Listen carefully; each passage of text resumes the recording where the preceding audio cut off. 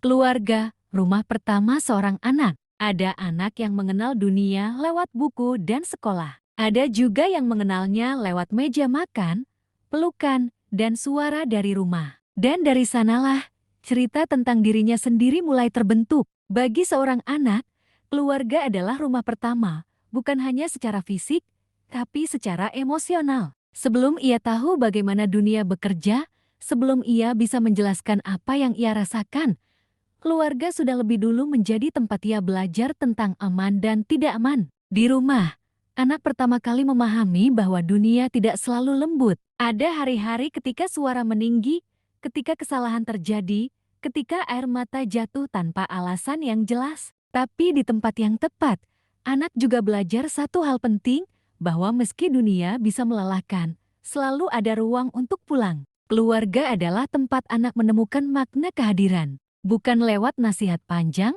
melainkan lewat duduk bersama, lewat obrolan sederhana, lewat perhatian yang tidak selalu spektakuler, tapi konsisten. Di meja makan, misalnya, anak belajar lebih dari sekadar menghabiskan makanan. Ia belajar menunggu giliran bicara, belajar didengar, belajar bahwa pendapatnya punya tempat. Dari percakapan kecil itulah, anak mulai memahami bahwa perbedaan bukan ancaman, melainkan sesuatu yang bisa dibicarakan. Lalu suatu hari, anak akan gagal. Nilainya tidak sesuai harapan. Ia membuat kesalahan. Ia mengecewakan orang lain atau dirinya sendiri. Di titik inilah keluarga memegang peran yang paling krusial. Apakah rumah menjadi ruang aman untuk jatuh?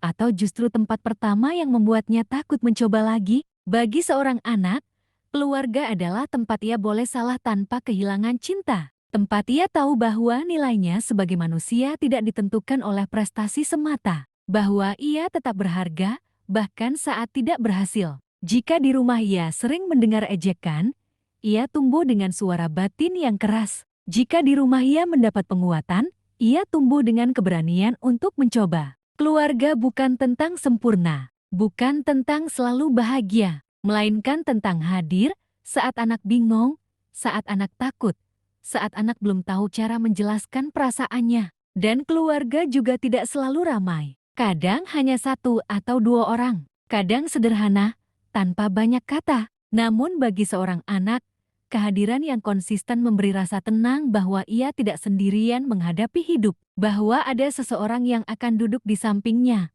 Meski tidak tahu solusi, tapi mau menemani. Pada akhirnya, makna keluarga bagi seorang anak bukan diukur dari bentuknya, melainkan dari rasanya. Apakah ia merasa aman? Apakah ia merasa cukup? Apakah ia merasa boleh menjadi dirinya sendiri? Karena rumah pertama seorang anak bukan tempat ia tinggal, melainkan tempat ia dipercaya, didengar, dan dicintai. Hari ini, luangkan waktu untuk benar-benar hadir. Dengarkan anak tanpa mengoreksi, peluk tanpa bertanya, karena bisa jadi itu yang akan paling ia ingat seumur hidup.